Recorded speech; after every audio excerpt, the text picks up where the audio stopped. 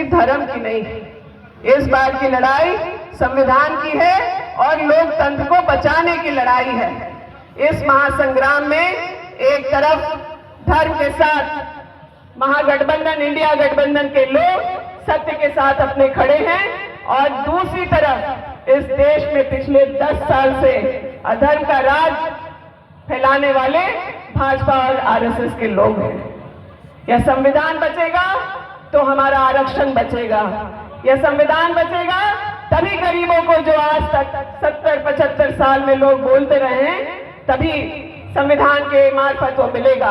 आज SC, ST, OBC को आरक्षण मिल रहा है और महिलाओं को अगर लोकल बॉडी में आरक्षण मिला तो वो संविधान का ही देन था। आगे भी महिलाओं के साथ जब न्याय होगा तो भी संविधान के माध्यम से ही होगा। कई लोगों ने मुझसे पूछा और बार बार मेरी नजरों में देखते हैं कि क्या दुख है, क्या मैं अपने पार्टी के साथ गलत करूंगी, क्या मैं अपने प्रत्याशी के साथ कुछ गलत करूंगी। मैं उनको कह देना चाहती हूं, भाजपा और आरएसएस के लोगों को और जो अपने परिवार के सदस्य हैं उनको भी हजारों बार ऐसे टिकट कुर्बान होंगे राहुल गांधी जी को प्रधानमंत्री बनाने के लिए, इस देश के संविधान को बचाने के लिए। मैं एक और छोटी कहानी, हम लोगों के बीच हम लोगों के राज्य के मुख्यमंत्री आदरणीय चंपई सोरेन जी उपस्थित हो गए हैं। कांग्रेस के AICC के महासचिव, हम लोगों के प्रभारी आदरणीय गुलाम मीर जी पहुंचे हैं। मैंने चंद शब्दों में अपनी बातों को आपके बीच रखा है।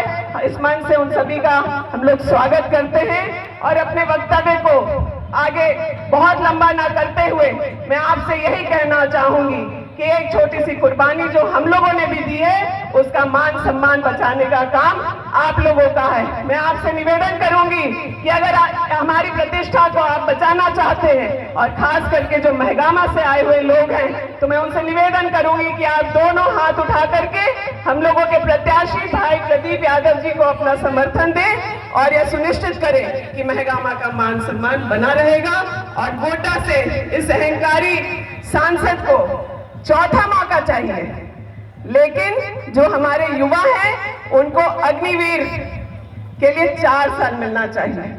आप लोग देंगे? यहाँ पर कई भारी संख्या में युवा उपस्थित हैं। क्या आप इस अहंकारी आदमी को चौथा मौका देंगे, जबकि आपके भविष्य के लिए जो सेना में भर्ती होती थी उसमें सिर्फ आपको 4 साल मिलने वाला है? देंगे कि नहीं देंगे? हाँ या ना? हाँ, जोर से इस बात को खास करके युवा याद रखें कि आज आप तैयारी करके परीक्षा देने जाते हैं और जब लौट के आते हैं तो पता चलता है पेपर लीक हो गया। इंडिया गठबंधन और खास करके कांग्रेस का मैनिफेस्टो युवाओं की जो सुरक्षा है और रोजगार और शिक्षा को लेकर के जो व्यवस्था है उसको सुरक्षित करेगा। पेपर लीक के मामलों में कड़ी से कड़ी कार्रवाई होगी। महिलाओं को हर महीने 8,500 रुपए उनके खाते में दिया जाएगा। झारखंड की महिलाओं को 8,500 नहीं 9,500 मिलेगा, क्योंकि हम लोगों के महागठबंधन की सरकार ने 8,500 के अलावा राज्य में जो सर्वजन पेंशन चल रहा है उसके मार्फत 1,000 रुपए और देने की बात है। मैनिफेस्टो को ध्यान से जो हमारे कार्यकर्ता हैं वो पढ़ें और उसको जनता के बीच लेकर के जाएं। मैं इन्हीं चंद शब्दों के साथ, इस अपील के साथ कि संथाल पढ़ना का एक सीट हमें हेमंत सोरेन जी के सम्मान में जीतना है।